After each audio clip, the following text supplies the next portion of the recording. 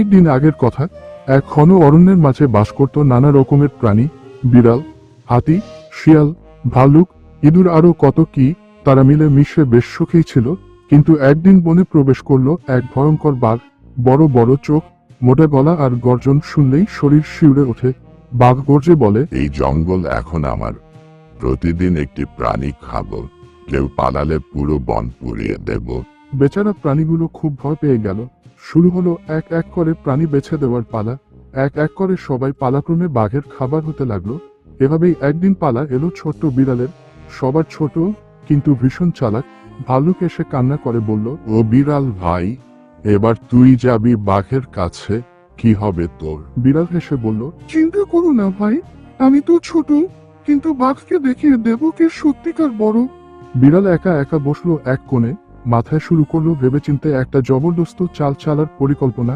পরদিন সকাল বেলা বিড়ালের যাওয়ার কথা ছিল সকাল সকাল, কিন্তু সে এলো অনেক দেরি করে। বাঘ চিৎকার করে উঠল, তোকে পাঠালো এত দেরিতে কেন? আমি এখনই তোকে খেয়ে ফেলবো। বিড়াল শান্ত গলায় বলল, ক্ষমা করবেন রাজামশাই, আমি তো সময় মতোই বের হয়েছিলাম, কিন্তু পথে এক বিশাল বাঘ আমাকে আটকায়, বলে এই জঙ্গল তার। আমি তখন বললাম, এই জঙ্গলের রাজা আপনি। বাঘ রেগে গর্জে উঠল। কি, আমার মতো আরেকজন? কোথায় সেই দুঃসাহসী? বিড়াল বাঘকে নিয়ে গেল এক গভীর কুয়োর কাছে। কুয়োটির পানিতে খুব সুন্দর প্রতিবিম্ব দেখা যায়।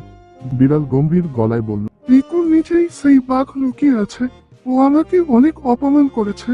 আপনি না থাকলে আমি তো ওর মুখেই খাওয়া যেতাম। বাঘ জলের দিকে তাকিয়ে দেখলো এক ভয়ঙ্কর বাঘ তাকিয়ে আছে। বাঘ গর্জে উঠল, ওরে, এই তুই তুই এই জঙ্গলে রাজা হতে চাস? মর্তয়ে। বাঘ গর্জে উঠল। বাঘ রাগে ফোঁস করে ঝাঁপিয়ে পড়ল কুয়োর পানিতে, আর তারপর শট করে গর্তে পড়েই ডুবে গেল।